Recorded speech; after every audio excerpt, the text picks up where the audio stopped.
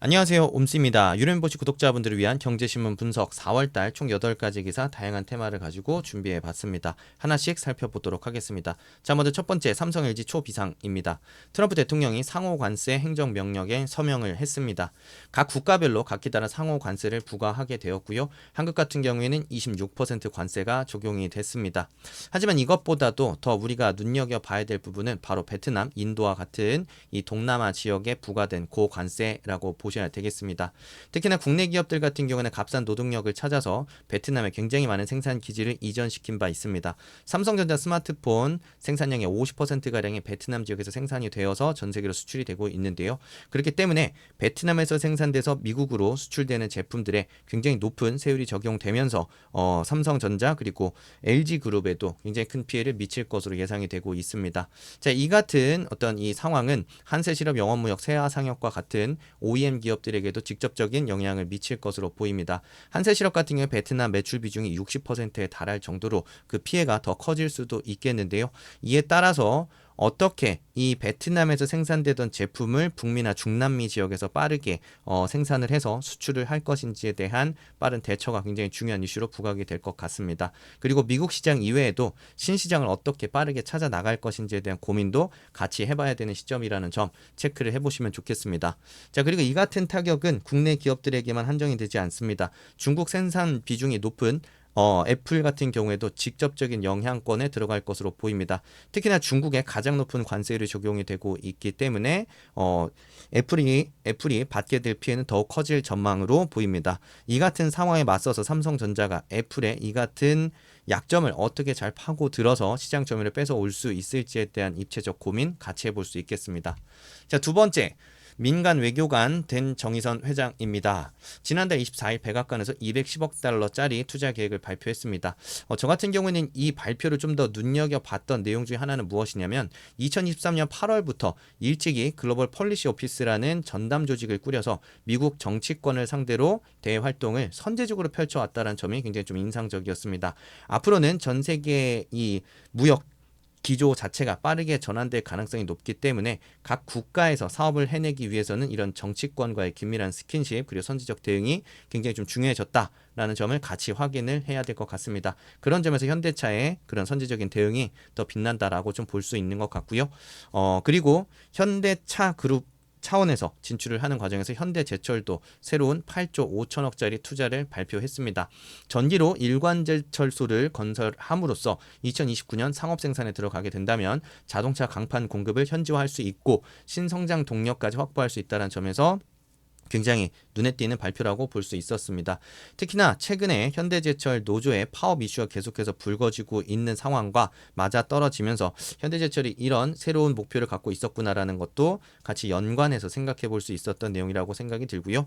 그리고 여기서 생산되는 규모는 약 270만 톤 규모로 현기차, 미국 시장에 진출한 현기차뿐만 아니라 유럽과 중남미 시장의 완성차 업체들까지 그런 새로운 수요처로서 확보해 나가기 위한 고민을 한다라는 것 기사에서 같이 좀 확인을 해보셔야 되겠습니다. 이 철강 기업들 지원하시는 기업들 이런 관세 정책과 그리고 생산 기지의 생산 캐파 이런 것들을 좀 종합적으로 고려하면서 내가 어떤 시장을 눈여겨봐야 되는지에 대한 그런 감도 같이 키워 나가시는 게 좋지 않을까 생각이 드는 것 같습니다. 현대제철 지원하시는 분 같은 경우에는 면접에 가서도 이런 글로벌 생산 거점 확보가 미래 성장 기반 확보 그리고 ESG의 실현 그리고 현대차 그룹의 근본적인 경쟁력 제고까지 영향을 미칠 수 있다는 것을 얘기를 좀 해보면서 지원 동기나 회사의 강점 풀어볼 수 있을 것 같습니다. 자, 세 번째, 뒤처지는 한국 자율주행이라는 제목으로 가져왔습니다. 현대차 그룹의 모셔널 역량 순위가 급락했다라는 기사입니다. 특히나 웨이모 미국, 바이두 중국 같은 경우에는 1, 2위를 더욱 강력하게 공고히 하고 있다라는 점이 눈에 띌 만한 부분인데요. 그 와중에 모셔널은 라스베이거스와 산타모니카에서 진행으로 예정되어 있었던 로보택시 배송 프로그램까지 중단을 하는 그런 아쉬운 뉴스들이 계속해서 나오고 있는 상황입니다.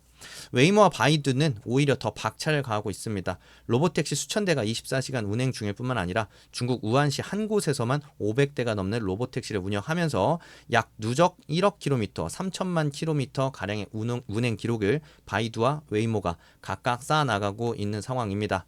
국내 같은 경우는 임시 운행 자율주행 허가 대수가 500대도 채 되지 않고 레벨 4 상용화 성공한 기업도 없는 상황이라는 점에서 이 자율주행 기술력 확보에 있어서 이 중국과 미국과의 격차가 더욱더 벌어진다는 점이 굉장히 뼈아프게 다가오는 것 같습니다.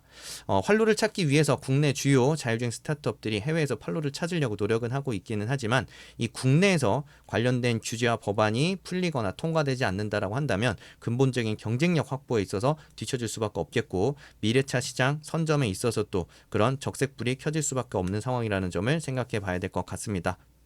네 번째 기사입니다. 전 세계 놀라게 한 비아디라는 내용입니다. 마의 5분 충전을 뚫어낸 비아디 관련된 기사가 떴습니다. 지난 17일 선전 본사에서 5분 충전으로 400km를 달릴 수 있는 배터리 충전 시설을 동시에 공개했습니다.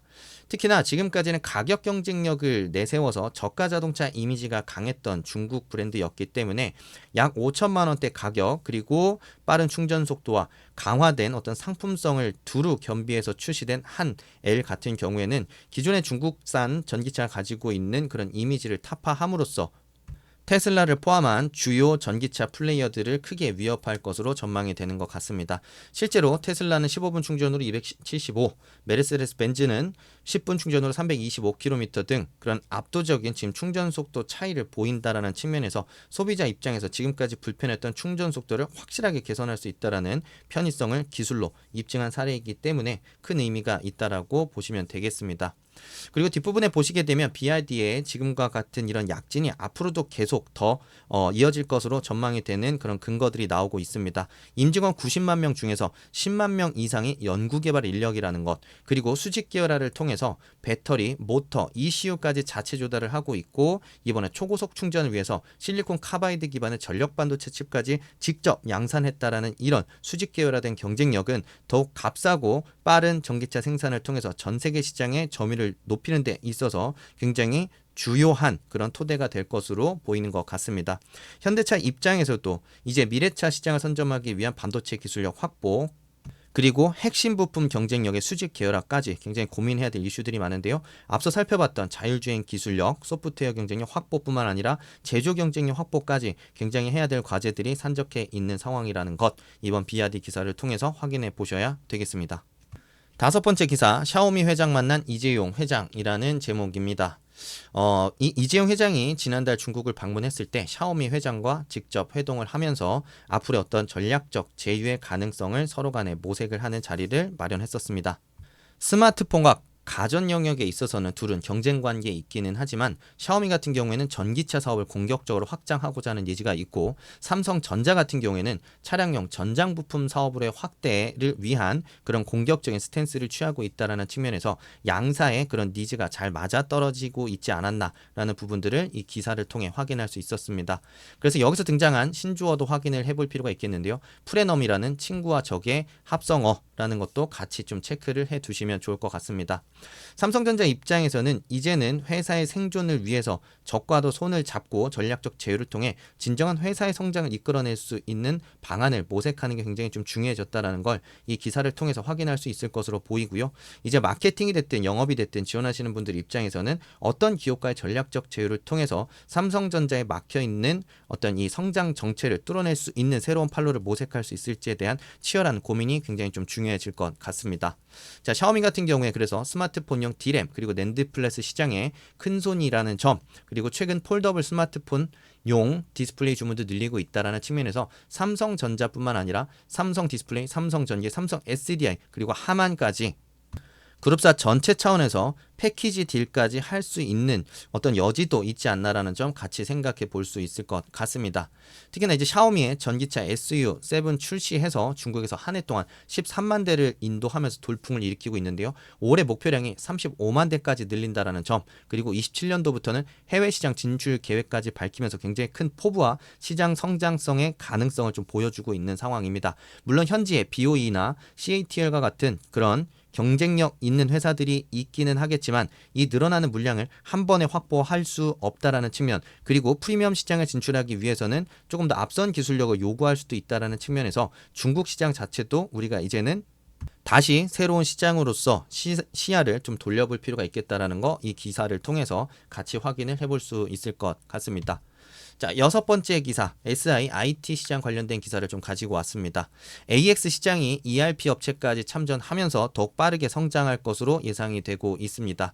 대표적으로 이제 더존 비즈온이라는 ERP 서비스를 제공했던 회사 같은 경우에는 이제는 통합 AI 솔루션까지 함께 제공함으로써 SI 회사들이 지금 노리고 있는 영역에서 같이 경쟁을 펼쳐나갈 것으로 전망이 되고 있습니다.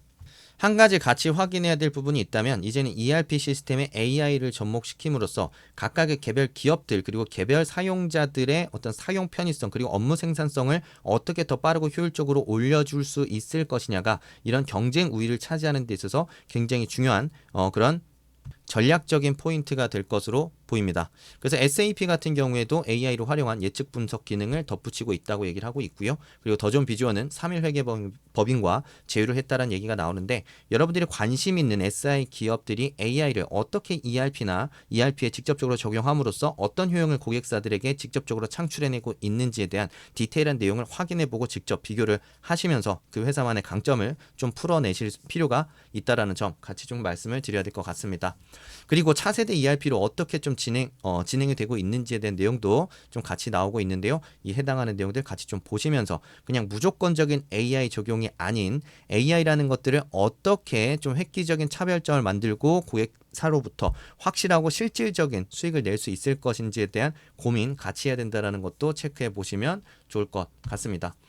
자, 7번째 기사입니다. 최근 들어서 유통업에서 좋지 않은 내용들이 계속해서 등장을 하고 있습니다. 홈플러스라든지 그리고 반란의 법정 관리에 들어간 이슈 같은 것들을 보았을 때 유통업계가 굉장히 녹록지 않은 상황이라는 점 우리가 확인을 해볼 수 있을 텐데요. 하지만 쿠팡 같은 경우에는 오히려 더욱 사세가 확대되고 있고 이 명품 관련된 신사업까지 확장되고 있다라는 긍정적인 내용의 기사가 나오고 있습니다. 특히 4분기에 쿠팡의 신사업 부문의 매출이 급증했다라는 점 확인을 해야 될 텐데요. 약 296.3% 증가한 수치를 기록했고요. 글로벌 명품 쇼핑몰 파페치의 어떤 확대가 굉장히 좀 인상적이라는 것을 확인해 봐야 될 것 같습니다. 특히나 이제 구조조정을 통해서 환골 탈퇴를 하고 있는 상황인데요. 명품 거래 플랫폼 반란은 법정 관리에 들어가고 엄청난 수준의 영업 적자를 기록한 반면 쿠팡은 성공시켰다라는 측면에서 우리가 더 괄목해서 봐야 될 만한 부분이라고 생각이 듭니다. 글로벌 시장을 타겟으로 했다라는 점도 굉장히 좀 전략적으로 유효했던 부분이라고 좀 생각이 들고요. 자, 그래서 여기서 그치지 않고 이 국내 시장에서 이 성공했던 이 공식을 대만 시장에까지 빠르게 이식시킴으로써 이런 글로벌 플랫폼 유통 기업으로서의 어떤 그런 지위는 더욱더 빠르게 확대되면서 수익성 개선까지 이뤄나갈 수 있지 않을까라는 전망을 시장에서 그리고 저도 하고 할 수밖에 없게 되는 것 같습니다. 특히 대만이 그런 향후 신시장으로서 굉장히 그 높은 가치를 가지고 있다는 내용이 기사를 통해서 등장을 하고 있습니다. 이미 21년에 진출을 해서 국내와 동일한 쿠팡 와우 멤버십과 동일한 멤버십을 대만에 이식하면서 빠르게 확장을 해나가고 있고요. 특히나 인터넷 보급률이 높고 지리적으로 봤을 때 인구 밀도 또한 한국보다 훨씬 높다라는 측면에서 이 물류사업의 성공 가도를 한 번 더 이식시키고 성공시킬 수 있다는 그런 자신감을 보이고 있는 상황입니다. 대만과 같은 신시장에서의 성공이 또 한 번 이어지게 된다고 한다면 앞서 말씀드렸던 명품 플랫폼 파페치 같은 경우에도 그 플랫폼 효과를 더욱 더 빠르게 촉진시킴으로써 회사의 그런 신사업 매출은 더욱 빠르게 성장해 나가고 수익성 개선 또한 더 빠르게 이루어질 수 있지 않을까라는 것도 같이 연결해서 생각해 볼 수 있을 것 같습니다. 자, 다음 기사 면세점 시대 막 내리나라는 기사로 가지고 왔습니다. 지금 현대 면세점 중에서도 동대문점이 100기를 들고 사실상 폐점 수순을 밟게 됐습니다. 희망퇴직을 밟는 등의 강도 높은 구조조정이 실행이 됐고요. 무역센터점 규모는 기존 3계층에서 2계점으로 축소가 됐습니다. 사실상 중국 고객 이탈로 인해서 면세업계 자체가 존폐 위기를 겪고 있다는 점 우리가 확인해 봐야 될 텐데요. 과거 따이궁이라는 대상들에게만 너무 높은 의존도를 갖고 사업을 펼쳤던 것이 결국에는 부메랑으로 돌아와서 지금과 같은 이런 상황으로 이어지게 됐습니다. 우리가 비단 다른 산업군을 봄에 있어서도 일부 고객군에 너무 많은 리소스를 집중시키는 것 자체가 어떤 기업의 중장기적인 생존에 굉장히 큰 위협이 될 수 있다는 거 한 번 더 같이 좀 생각을 해보아야 될 것이고요. 특히나 이제 우리나라를 방문하는 그리고 국외로 나가는 고객들의 이런 패턴과 구성 자체가 크게 상이해졌다라는 측면에서도 우리가 이 면세 사업이 존속하기 매우 힘들어졌다는 점을 연결해서 생각을 해봐야 되겠습니다. 자, 이 같은 트렌드는 현대백화점만의 문제는 아닙니다. 신세계백화점 같은 경우에도 굉장히 그 대규모 희망퇴직을 실시했고요. 롯데면세점도 면적을 줄이고 희망퇴직을 실시하고 있는 상황입니다. 주요 면세점 4개사의 영업 손실액만 2,776억 원에 달한다는 측면에서 이 사업 자체가 앞으로는 굉장히 좀 더 어려워지지 않을까라고 생각을 해볼 수 있을 것 같습니다. 이 주고객 측인 외국인 소비 트렌드 변화 같이 눈여겨봐야 될 필요가 있을 텐데요. 한국 찾는 중국 큰손은 오히려 줄었고 일반 고객들도 면세점 대신에 올리브영이나 다이소 그리고 백화점 아니면은 유명한 명소 등을 직접 이제 방문하면서 본인들의 소소한 어떤 구매를 즐기는 그런 패턴 자체가 더 확산됐다는 점도 면세점이 망할 수밖에 없었던 이유가 아닌가라는 생각이 드는 것 같습니다. 그래서 백화점 업계에서는 당장의 이 면세 사업 자체를 완전히 폐업할 수는 없기 때문에 최소한으로 그 리스크와 손실을 줄여내기 위한 그런 몸집 줄이기 굉장히 좀 중요한 과제가 될 것으로 보이고요. 손익구조 개선을 위한 고강도의 구조 조정도 계속해서 이어질 것으로 보이는 것 같습니다. 그리고 기존의 면세 사업 자체가 계속해서 수익을 낼 수 없었던 이유는 서로 간에 끝없는 가격 경쟁을 펼쳤기 때문에도 결국에 그 수익성을 유지하기 매우 어려울 수밖에 없었던 것인데요. 그래서 현대 면세점에서는 앞으로 럭셔리 시장에 집중할 계획이라고 밝힌 이유도 아마 이제 더 이상은 저가 경쟁, 쿠폰 경쟁, 가격 경쟁 그만하고 확실한 하이엔드 시장에서 고객들한테 확실한 가치를 소구하겠다라는 측면으로 접근을 하려는 게 아닌가라는 점 같이 확인해 볼 수 있을 것 같습니다. 자, 오늘 준비한 기사 8가지 여기까지 준비를 했고요. 많은 도움 되셨으면 좋겠습니다. 더 좋은 영상으로 다시 찾아오겠습니다. 감사합니다. 오음수였습니다.